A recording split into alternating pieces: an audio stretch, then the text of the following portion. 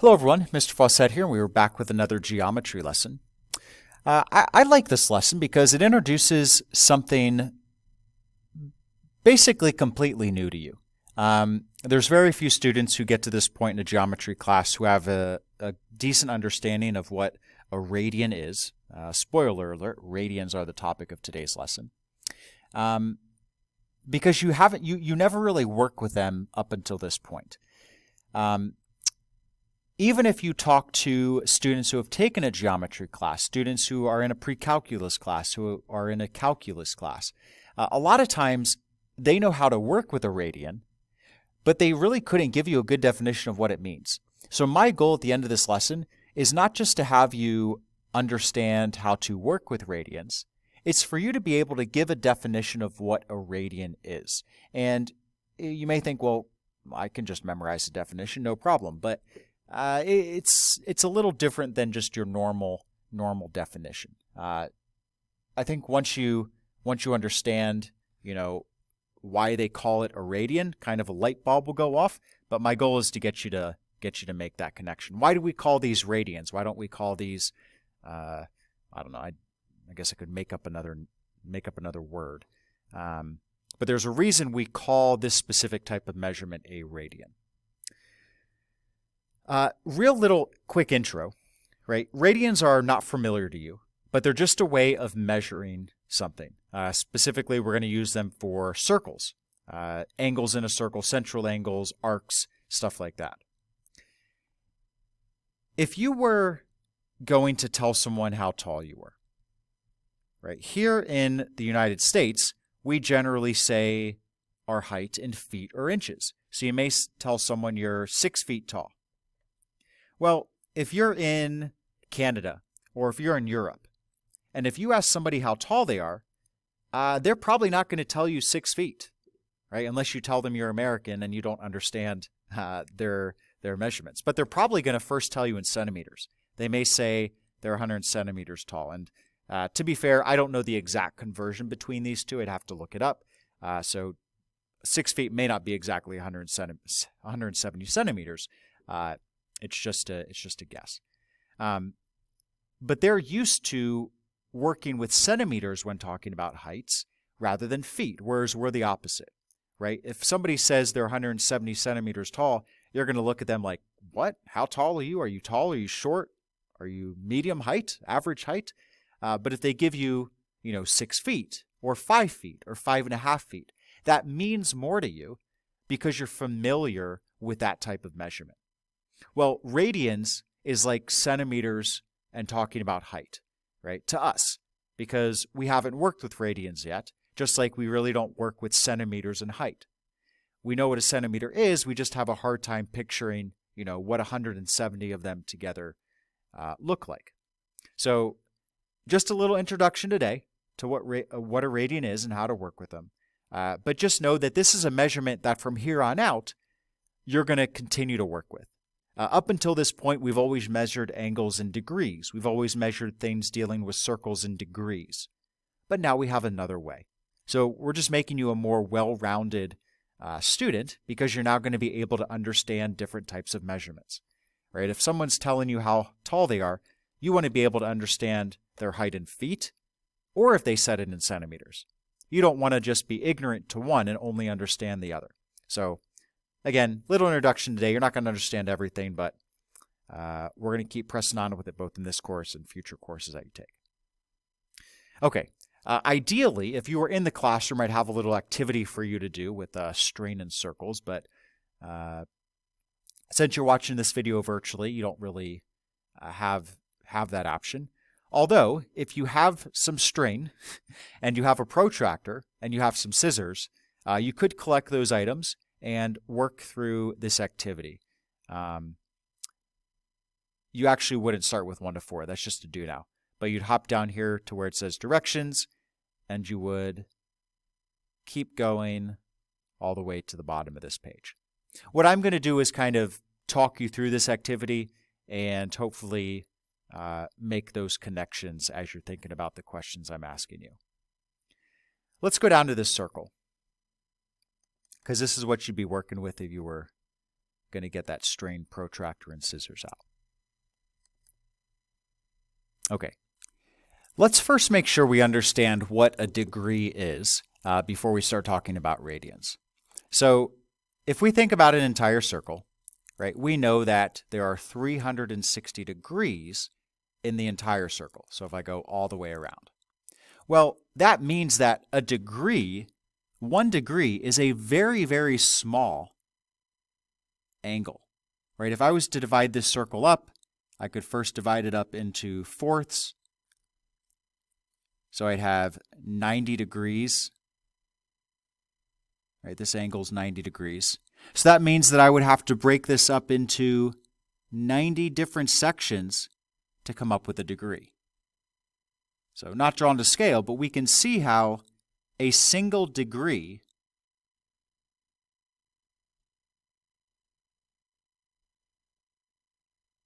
right, this angle, very, very small, represents 1 degree. Okay, here's how radians are constructed. Right, we know there's 360 degrees in a circle, so we could split the circle up into 360 small pieces to figure out what 1 degree is.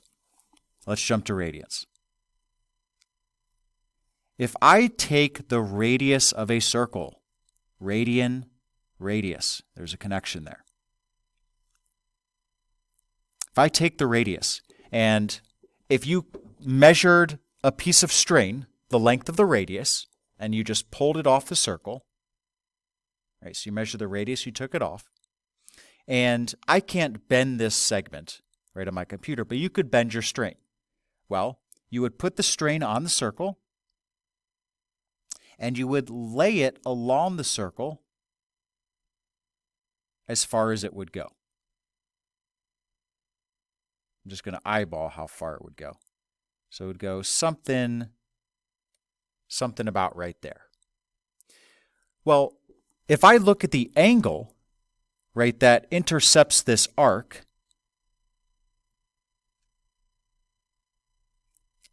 this angle measurement is 1 radian.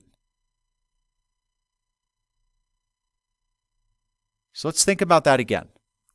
If you measure the radius of a circle and you lay that radius along the arc of the circle, right? I took this orange radius and I just laid it along the circle. Well, if I take that angle formed by the angle of the intercepted arc, right? So if I take the angle formed by the radii that intercept that arc, that angle is going to measure 1 radian. So the next question is, well, I guess the first thing is, which is bigger? Is 1 radian bigger or 1 degree bigger? Well, hopefully that's a quick answer, right? We know that an angle measurement of 1 degree is very, very small. A measurement of 1 radian seems to be much larger. It does look like it's less than 90, right? And if you had a protractor out and you are following along with your strain, if you had any, you could actually measure this angle. And you're probably going to get a measurement in the high 50s, somewhere around there. We'll go through exactly what it is. Well, we're not going to get an exact answer, but we could get an approximate answer in a little bit. Next question is, though, how many radians are in the entire circle? Well, you could take that strain, put it where you left off, and draw, or not draw, but lay it along the circle again. Pick it up, lay it along the circle again. Pick it up. You see where this is going? That was poor. Lay it along. Oh, still poor. Let's try this one more time. A little better. Lay it along the circle again. Running out of colors. Let's do lime green. Lay it along the circle again. Light blue. Lay it along the circle again. And then you'll see we have this little piece left over. So let's count. Well, we have 1 radian, 2 radians, 3 radians, 4 radians, 5 radians, 6 radians, and a little bit. So the total amount of radians in a circle is 6 and a little bit. Well, we're not going to just say a little bit for eternity. We'll figure out what that little bit means, but we just know it's more than 6. Again, that makes sense, right? There's 360 degrees in an entire circle, but a radian is much larger than a degree. So it makes sense that there's far fewer radians in a whole circle than there are degrees. Well, let's figure out let's figure out the exact number of radians. If I go around the entire circle, right, we have a word for that. What is the word for the length of an entire circle? Or what is the word for the perimeter of an entire circle? Well, that would be the circumference. Does the radius have a relationship with the circumference, right? Because we used a radius to come up with a radian. So see if you can find that connection. What's the connection between circumference, the circumference of a circle, and the circle's radius? And would that tell you how many radians there are in an entire circle? Pause the video, see if you can piece that together. Well, we know that the circumference is equal to 2 pi r. And maybe we haven't thought deeply enough about this formula yet. But what this means is that if you take the radius and you stretch it around the circle 2 pi times, that's going to get you all the way around the circle. Well, 2 pi is a little over 6, right? Pi is 3.14. 2 pi, if you put that in a calculator, that gets you about 6.28. So this little portion right here is approximately 0.28. But more importantly, the total amount of radii that you can stretch around the circle is 2 pi, 6 and a little bit. So the amount of radians in a circle is 2 pi radians. There's about 6.28 radians in an entire circle, just like there are 360 degrees in an entire circle. So 2 pi radians in a circle, 360 degrees in a circle. Another way of thinking about this is, you could say, well, how many feet are in a mile? Well, there's 5,280 feet in a mile. But someone could also ask, how many meters are in a mile? Well, there's 1,609 meters in a mile. So again, radians are just another way of measuring something. And saying that there's 2 pi radians in a circle may sound funny to you, right? Because we're just not used to talking in terms of pi. But the higher you go in math, right, the more comfortable you'll be talking in terms of pi. It's kind of like when you're, a middle school, or I don't even know if they teach pi in elementary school. I'm not sure when the first time you see it is. But a lot of times they'll just have you use 3.14 as pi, right? They won't actually have you write pi in your paper. They'll have an approximation. Sometimes they'll have you use 22/7 as an approximation for pi, right? But now, when we're in high school, we actually use the pi symbol. Conceptually, it's like we're ready to handle it, whereas we may not be back in elementary or middle school. Well, that's the exact number, right? There's exactly 2 pi radians in a circle. It doesn't seem as nice as saying 360 degrees because we're so familiar with just the number 360. But 2 pi is just a number itself, right? It's just written differently. 2 pi just doesn't seem like a number as 360 does, but it is. It's just another way of writing a number. An irrational number, right? Whereas 360 is a rational. And we're much more comfortable working with rational rather than irrational. Okay, hopefully that gives you a little breakdown of what a radian is, and you could hopefully explain to someone what a radian is. But key takeaways here, there are just a little over 6 radians in a whole circle. That specific number is 2 pi.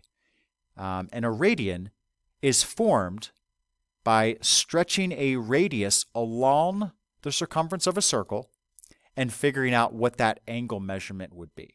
I guess we haven't done that yet.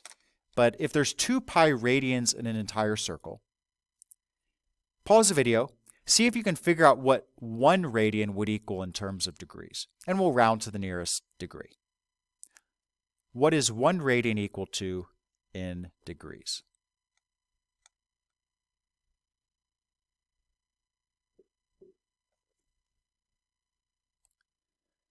Well, a couple ways you could do this. Maybe you just divided 360 by 2 pi. That would get you there. You could also set up a little proportion. I know that there are 2 pi radians in 360 degrees.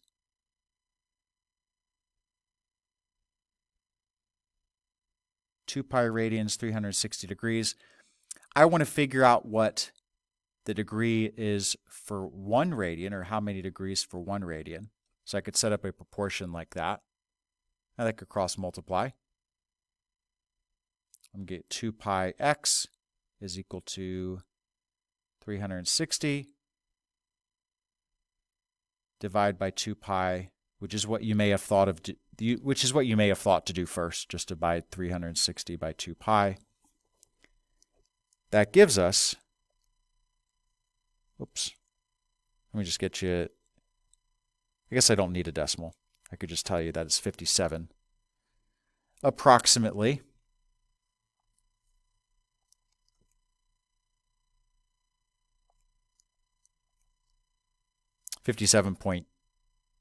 .30. I just wanted to see the exact decimal for myself.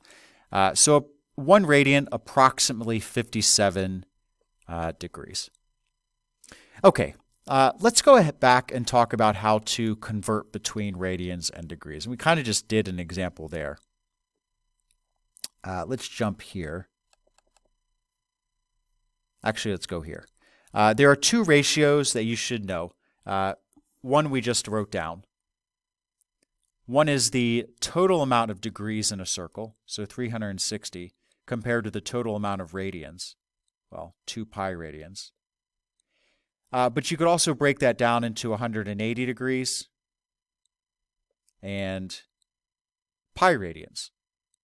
So these are set ratios, right? We should know that in a whole circle, there's 360 degrees and 2 pi radians. In a semicircle, there is 180 degrees and just pi radians, right? A little bit over 3. So those are the constant ratios that we're always going to have on one side of our proportion when we're trying to figure out a missing measurement. So for number 1, it says convert 30 degrees to radians, leave your answer in terms of pi. Well, let's use one of the ratios from above. I'm going to use the 180 over pi because that's simplified. You could use 360 over 2 pi, it doesn't matter. Now, what we have to be careful of is that I have radians in my denominator and degrees in my numerator. It doesn't matter if you switch those as long as you keep the units the same on the other side. So I'm trying to convert 30 degrees to radians. I need to put 30 degrees in my numerator, because that's where I put my degrees in the other ratio. So 30 degrees over x radians. So that's how I'd set it up. Then it becomes an easy cross multiplication problem. Get 180x is equal to 30 pi. I'm solving for x, so we'll divide by 180. Get x is equal to 30 pi over 180. Pause the video, simplify real quick though. Well, greatest common factor is 30, so I get 1 pi, or just pi in my numerator, over 6, and our units are radians. So there are pi over 6 radians in 30 degrees. Again, I know that pi over 6 may not mean a lot to you right now, but let's think about what that number actually is. We're not going to round, or we're not going to leave our final answer as a rounded number, but it may be helpful to actually know what that decimal is, just to discuss. So pi divided by 6 gives me approximately 0.52. And this makes sense, right? Because we know that 57 degrees is about 1 radian. Well, 30 degrees is about half of 57, so we should get about half a radian. And pi over 6 is about half a radian. It's just in terms of pi. But we're going to become comfortable with this. You're not going to become comfortable with it today, most likely. But as you work with leaving answers in terms of pi, you'll start to, understand what those numbers mean. Right now, pi over 6, again, it's like saying your height is 160 centimeters. You may not know what that 160 centimeters really looks like. But by looking at the decimal version, that may help you begin to understand, what pi over 6 means, or what 2 pi over 3 means, etc. All right, let's move on. Let's do a couple more. Let's do one where we're converting radians to degrees. We're going to stick with one of our constant ratios. Let's do pi radians over 180 degrees. Right? It doesn't matter whether we flip the ratios or whether we leave them the same, as long as we are consistent on the other side. So this time I'm given my radian measure, pi over 4. I need to put that in my numerator because I put radians in my numerator on the other fraction. And then I'm trying to figure out my degrees, so x degrees. Go ahead and cross multiply on your own, and then join me back for a discussion. I will say that when you're leaving your answer as a degree measurement, in this case we're finding degrees, you're not going to leave it in terms of pi. You may have to round, you may not have to round, but your final answer should not be in terms of pi. You'll actually see that the pi's simplify each other out here. But if for some reason you're ever left with a pi, you probably shouldn't be. You could round to the nearest tenth or the nearest degree, whatever they're asking you for. When you're leaving your answer in terms of radians, that's when you can have a pi in your final answer. In fact, it's expected, right? It's expected that you leave it in terms of pi rather than rounding to the nearest tenth or the nearest degree.